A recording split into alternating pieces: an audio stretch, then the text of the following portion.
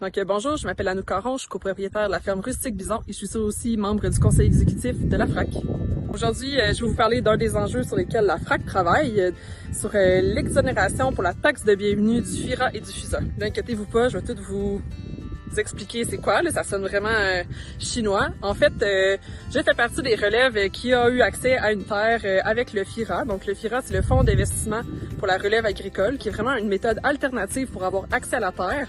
Lorsqu'on n'a pas la capacité d'emprunt pour être capable d'acheter la terre nous-mêmes, on peut passer par ce modèle-là, entre autres. Il existe aussi des FUSA, donc des fonds, des fiducies d'utilité sociale agricole, qui sont un peu dans le même principe pour permettre d'accéder à la terre quand on est des relèves agricoles ou des producteurs agricoles et qu'on n'a pas la capacité d'emprunt.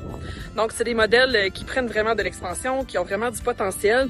C'est vraiment une super belle façon de pouvoir s'établir en agriculture. Par contre, il y a encore un petit bémol. Lorsque le FIRA ou les FUSA achètent une terre agricole, les municipalités chargent une taxe de bienvenue. Donc, comme si j'achèterais une maison en tant que propriétaire, j'aurais une taxe de bienvenue selon la grandeur du terrain que j'achète ou la valeur de la propriété. Normalement, lorsqu'on est producteur agricole, la taxe de bienvenue est exonérée. Donc, on n'est pas chargé cette taxe de bienvenue-là quand on achète la terre pour en faire de la production agricole parce qu'on a vraiment des grandes terres. Puis, c'est des milliers de dollars desquels qu'on peut être dispensé. Par contre, c'est pas le cas lorsque le FIRA ou les FUSA achètent les terres. Donc, par exemple, dans le cas du FIRA, là, c'est à peu près 600 000 $ en taxes de bienvenue qui ont été payées sur diverses propriétés depuis ses débuts. Et il y a aussi au niveau des FUSA, là, c'est à peu près un petit peu plus de 215 000 $ là, qui ont été payés aussi.